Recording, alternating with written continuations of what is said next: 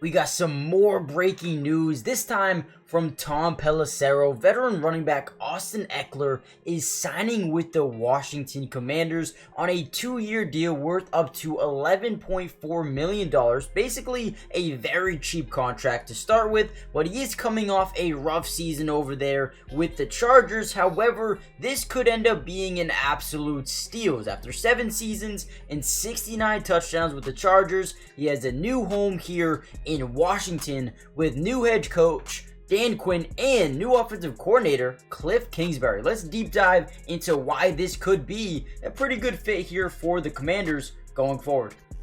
Now, the first thing I want to talk about in terms of this deal is Austin Ekeler is a guy who will easily replace Antonio Gibson. Now, what I mean by that is you have Brian Robinson, who is your downhill runner. Austin Ekeler is an elite pass catcher, and he will be for the next 2 seasons with the Washington Commanders. Now, this makes whoever they draft at quarterback, it makes it interesting, right? If you keep Sam Howell, that's fine. If you go and draft Drake May, that's fine. Or even Jaden Daniels. Now, comment down below, who do you think the starting quarterback will be next season for the Washington Commanders? Now, as we break down some of this film here, I do want to say the division is doing a really good job bringing in talent. The Eagles brought in Bryce Huff, and also Saquon Barkley, which is crazy, right? The Commanders are doing an amazing job filling out this roster around Dan Quinn and what he wants to do here. Obviously bringing in Frankie Louvu, and you just signed Zach Ertz and Tyler B, the center.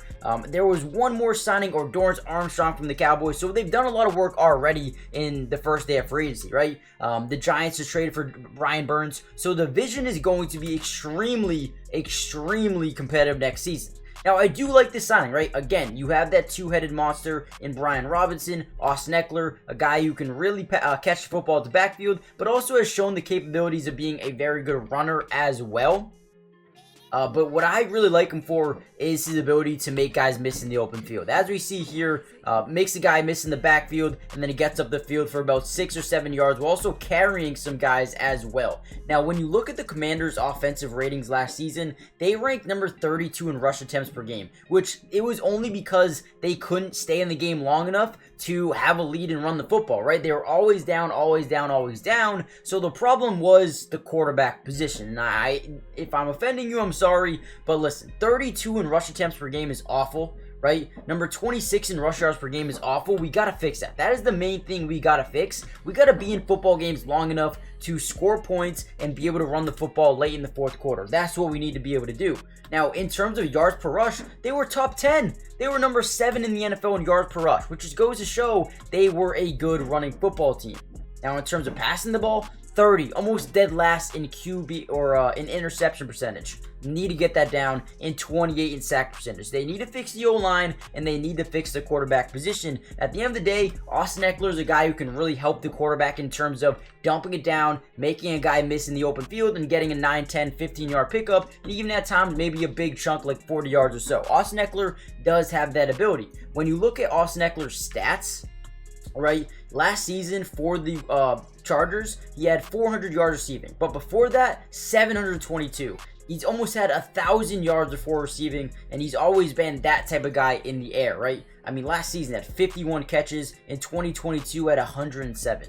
So obviously, he's a guy that likes to be utilized in the passing game, and I think he will be. I think Brian Robinson, you're going to see him take over that main running back role, and then you're going to see Austin Ekeler come in. Obviously, the money is not there for Austin Ekeler right now, but that's strictly because he's not a bell cow.